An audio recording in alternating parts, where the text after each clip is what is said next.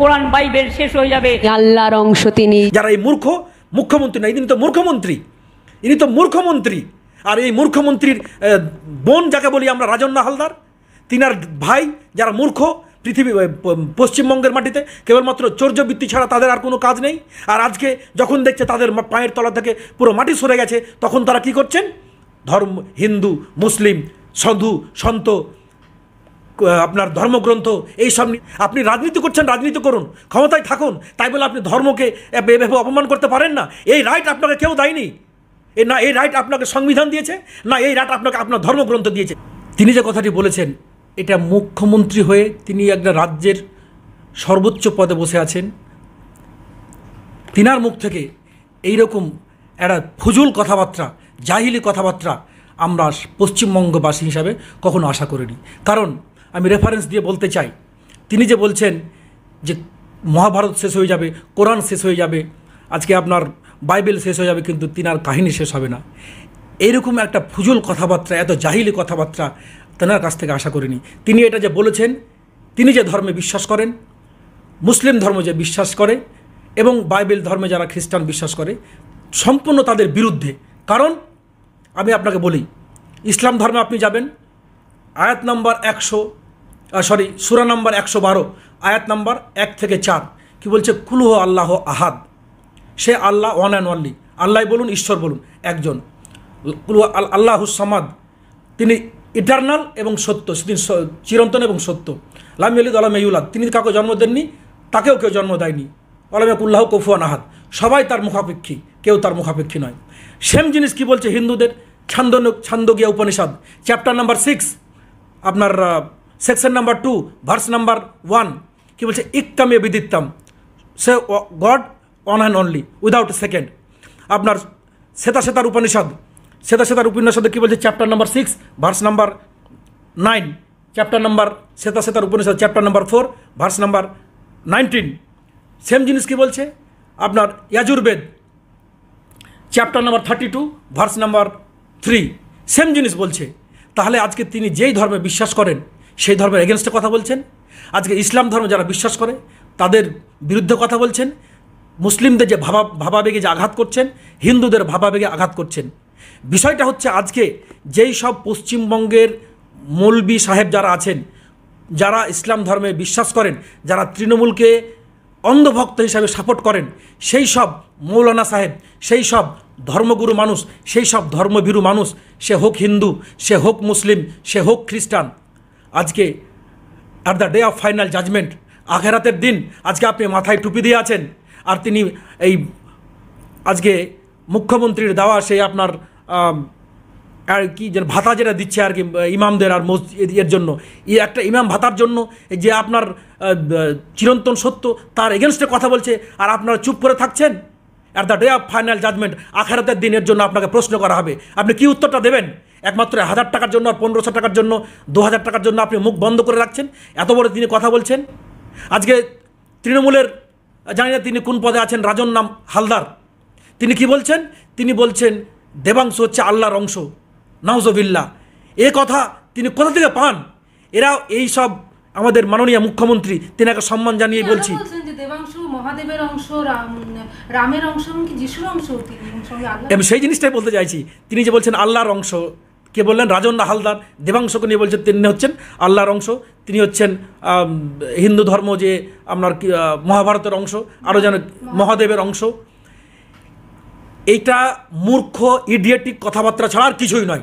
কারণ এরা হচ্ছে মূর্খ, শিক্ষিতর লেবাস পরে থাকে, কিন্তু এরা সত্যিকারের এরা মূর্খ, এরা পৃথিবীতে বোঝা, এইসব মানুষ পৃথিবীতে বোঝা।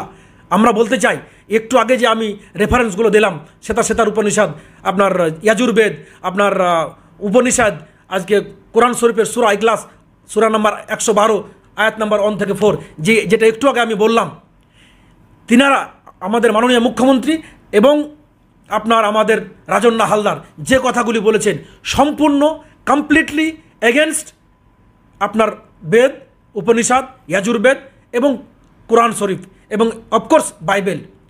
তা এই সব মানুষ কী করে এগুলো বলতে পারেন? তিনি যে বলছেন আমি ইন্ডিয়া জোটে আছি, কী করে তিনি ইন্ডিয়া জোটে থাকলেন? তিনি যদি ইন্ডিয়া জোটে জেলে যাওয়ার, তিনি এবং তিনার ভাইপো জেলে যাওয়ার ভয়ে তিনি বেরিয়ে আসলেন ইন্ডিয়া জোট থেকে।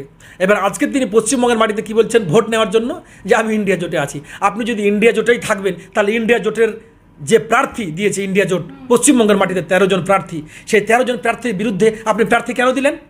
তিনি 13 জন প্রার্থী ইন্ডিয়া জোটের যে দেওয়া হয়েছে বা বামফ্রন্টের গোটা 42টা কেন্দ্রে যে ইন্ডিয়া জোটের প্রার্থী, তাদের বিরুদ্ধে আপনি প্রার্থীও দেবেন, আপনি ভোট ভাগাভাগি করে ভোটও নেবেন, আর বিজেপিকে আপনি জিতিয়ে দেওয়ার সহযোগিতা করবেন, আর আপনি বলবেন আমি ইন্ডিয়া জোটে আছি। কি করে সম্ভব? দুটো জিনিস একসঙ্গে সম্ভব? একসঙ্গে সম্ভব নয়। তিনি দ্বিচারিতা করছেন। বিষয়টা হচ্ছে কিছু না, এটা হচ্ছে ভোট ব্যাংক।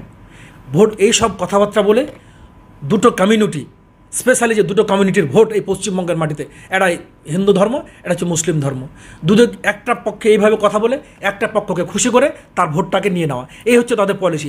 আমি বলতে চাইছি প্রথম থেকে আমরা যেটা বলে আসছি, এই মমতা ব্যানার্জি এ হচ্ছে বিজেপির বি টিম, বিজেপি একদম বি টিম।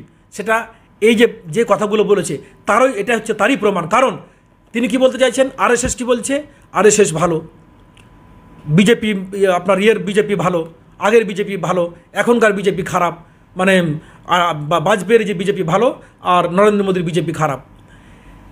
বিজেপি যে স্টাইলে পশ্চিমবঙ্গ ভারতবর্ষের মাটিতে রাজনীতিটা করছে, কিছুই কাজ নেই।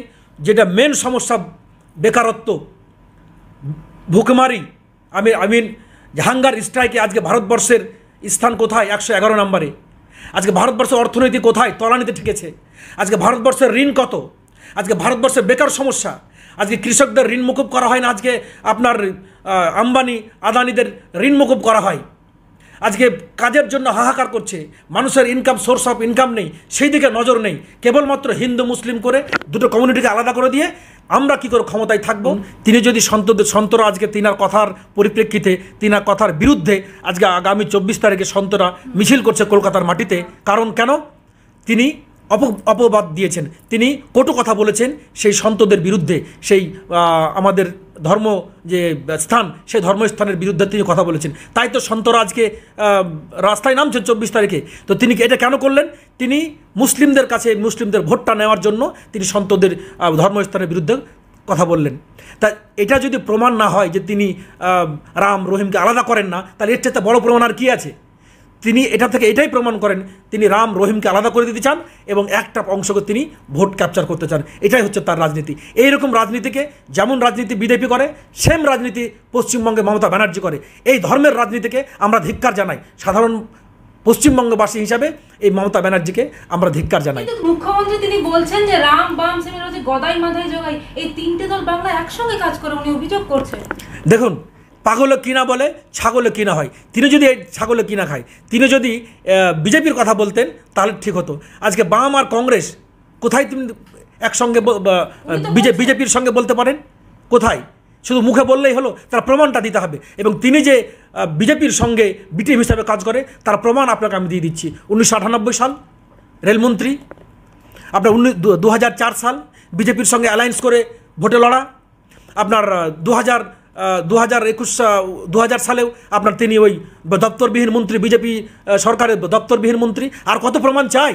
তিনি তো বিজেপির বি টিম। আজকে তিনি যে কথাগুলো বলছেন কেবলমাত্র ভোটের জন্য, আজকে ভোটের বাজারে ভোট কালেকশনের জন্য তিনি তিনাকে ভোট দিয়ে কী লাভ? তিনাকে ভোট দেওয়া মানে ঘুরপাতে বিজেপিকে ভোট দেওয়া। যারা আজকে ভারতবর্ষের যে পবিত্র গ্রন্থ যাকে বলা যেতে পারে সংবিধান, সেই কনস্টিটিউশনকে যারা তুলে দিতে চায় এই বিজেপি, সেই বিজেপি যারা যেই কনস্টিটিউশনের উপর বেস করে গোটা ভারতবর্ষটা চলে, প্রত্যেকটা কমিউনিটিকে অধিকার দেওয়া হয়েছে ভারতবর্ষের সংবিধান, আর্টিকেল 14, আর্টিকেল 21, আর্টিকেল 19, সেই প্রত্যেকটা কমিউনিটিকে যে সংবিধান ক্ষমতা দিয়েছে, সেই সংবিধানকে যারা চেঞ্জ করে দিতে চায়, যে ভারতবর্ষে হিন্দু রাষ্ট্র কায়েম করতে চায়, যে ভারতবর্ষে একটা কমিউনিটিকে আরেকটা কমিউনিটির সঙ্গে ভিড়িয়ে দিতে চায়, আলাদা করে দিতে চায়, সেই বিজেপির সঙ্গে তো তিনি ঘর করেছেন। সেই বিজেপিকে তো তিনি সাপোর্ট করছেন। আজকে একটা ভোট তৃণমূলকে দেওয়া মানে ঘুরপথে বিজেপির কাছে যাওয়া। কারণ তিনি 42টা, যদি তর্কের খাতিরে ধরে তিনি 42টা এমপি জিতবেন, তিনি প্রধানমন্ত্রী হতে পারবেন? তিনি বিজেপিকে গিয়ে সাপোর্ট করবেন দিল্লিতে। তাই এই সব মানে মূর্খামি কথাবার্তা তিনি যদি না বলেন তাহলেই ভালো। তিনি রাজনীতি করছেন, রাজনীতি করুন, কিন্তু ধর্মকে টেনে বিজেপি যেমন রাজনীতি করে, ঠিক মমতা ব্যানার্জি এই পশ্চিমবঙ্গের মাটিতে সেই ধর্মকে নিয়ে আজকে তিনি ধর্মের খেলায় মেতেছেন ভোট কালেকশনের জন্য। এটার আমরা তীব্র নিন্দা জানাই। আজকে মালদার মাটিতে, মুর্শিদাবাদের মাটিতে, আপনার পুরো পশ্চিমবঙ্গে আপনাকে বিজেপির সঙ্গে যে তার সেটিং হয়েছে, বিজেপির সঙ্গে যে তার টাই আপ হয়েছে, তার প্রমাণ আপনাকে দেখাই। মালদার আপনাকে উদাহরণ দিই। মালদা দুটো কেন্দ্র, মালদা দক্ষিণ এবং মালদা উত্তর। মালদা দক্ষিণে ক্যান্ডিডেট দিয়েছে কলকাতা থেকে নিয়ে গিয়ে, সেখানে এত তৃণমূলের গোষ্ঠীদ্বন্দ্ব, সেখানে তৃণমূলের লিডার থাকা সত্ত্বেও বাইরে থেকে নিয়ে গেছেন, কারণ সেখানে তিনি বিজেপিকে জেতানোর সহযোগিতা করেছেন। আজকে মালদা দক্ষিণে একজন অপরিচিত রাজনৈতিকবিদ নয়, মালদা উত্তরেও তাই, মালদা দক্ষিণেও তাই, যারা রাজনীতির লোক নয়, বাইরে থেকে একটা অপরিচিত মুখ, যে কখনো রাজনীতিতে ছিল না, যাকে মানুষ চেনে না, যারা মানুষের সেবায় কোনো দিন নিয়োজিত ছিল না, না হসপিটাল, না পুলিশ, না থানা, না কোনো মানুষের সহযোগিতা করেছেন, সে সমস্ত লোককে তিনি দাঁড় করিয়েছেন। কারণ তিনি এখানটাই তিনি চান যে এইখানটায় বিজেপির সঙ্গে গট আপ করে বিজেপিকে এই সিটগুলো উপহার দিতে চান বলে অপরিচিত মুখকে শুধু দাঁড় করিয়েছেন। এই তো তিনার রাজনীতি। তিনার কাছ থেকে রাজনীতি শিখতে হবে। তিনি তো বিজেপির বিটিভি হয়ে কাজ করছেন, বিজেপির সঙ্গে পুরো সেটিং হয়ে গেছে, না হলে তাকে তো আজকে জেলে যেতে হবে, তাকে তো অ্যারেস্ট করবে। তাই তিনি বিজেপিকে একটা নির্দিষ্ট পরিমাণ আসন জেতার তিনি উপহার দিয়েছেন, যে আপনারা এখানে জিতবেন, এই গোটাটা আমি জিতবো। এই তো তার রাজনীতি। যারা এই মূর্খ মুখ্যমন্ত্রী না, ইনি তো মূর্খমন্ত্রী, ইনি তো মূর্খমন্ত্রী। আর এই মূর্খমন্ত্রীর বোন যাকে বলি আমরা, রাজন্না হালদার, তিনার ভাই যারা মূর্খ, পৃথিবী পশ্চিমবঙ্গের মাটিতে কেবলমাত্র চৌর্যবৃত্তি ছাড়া তাদের আর কোনো কাজ নেই। আর আজকে যখন দেখছে তাদের পায়ের তলা থেকে পুরো মাটি সরে গেছে, তখন তারা কি করছেন? ধর্ম, হিন্দু, মুসলিম, সাধু, সন্ত, আপনার ধর্মগ্রন্থ, এই সব নিয়ে রাজনীতি করছেন। দয়া করে এই পশ্চিমবঙ্গের মাটিতে, তথা ভারতবর্ষের মাটিতে ধর্মীয় ভাবাবেগে আপনি আঘাত করবেন না। আপনার কাছে করজোর আবেদন, মাননীয় মুখ্যমন্ত্রী এবং সেই রাজন্না হালদার, তিনাদের কাছে আবেদন, এই ভারতবর্ষের সেন্টিমেন্ট, ভারতবর্ষের প্রত্যেকটা নাগরিকের সেন্টিমেন্টে কখনো আঘাত করবেন না। আপনি রাজনীতি করছেন, রাজনীতি করুন, ক্ষমতায় থাকুন, তাই বলে আপনি ধর্মকে এভাবে অপমান করতে পারেন না। এই রাইট আপনাকে কেউ দেয়নি। না এই রাইট আপনাকে সংবিধান দিয়েছে, না এই রাইট আপনাকে আপনার ধর্মগ্রন্থ দিয়েছে, যেটা একটু আগে আমি রেফারেন্স দিলাম। না আপনার ধর্মগ্রন্থ আপনাকে এই রাইট দিয়েছে, সে মুসলিম হোক, সে হিন্দু হোক, সে খ্রিস্টান হোক, কোনো ধর্মগ্রন্থে আপনাকে এই রাইট দেয়নি। তথা এবং ভারতবর্ষের যে কনস্টিটিউশন, সেই কনস্টিটিউশন কি বলছে? আর্টিকেল 25, ভারতবর্ষের সংবিধানের আর্টিকেল 26 কি বলছে? প্রত্যেকের এই ভারতবর্ষের মাটিতে বাক স্বাধীনতা আছে, নিজের নিজের ধর্ম পালন করার তার স্বাধীনতা দিয়েছে কে? কনস্টিটিউশন। কোনো নরেন্দ্র মোদী দেয়নি, মমতা ব্যানার্জি দেয়নি, রাহুল গান্ধী দেয়নি, ভারতবর্ষের সংবিধান সেই ক্ষমতা দিয়েছে প্রত্যেকটা ভারতবর্ষের নাগরিককে। তাই আপনার কাছে করজোর আবেদন, যে কথাগুলি আপনি বলছেন সংবিধান বিরোধী কথাবার্তা, যে কথাগুলো আপনি বলছেন সেগুলো আপনার ধর্মগ্রন্থের বিরুদ্ধে কথাবার্তা। তাই রাজনীতি করছেন, রাজনীতি করুন, কিন্তু ধর্মগ্রন্থে মানুষের, ভারতবর্ষের ভাবাবেগ, ভারতবর্ষের সাধারণ নাগরিকের ভাবাবেগ, ধর্মগ্রন্থ, ধর্ম মানার যে প্রবণতা, সেখানে আপনি আঘাত করবেন না।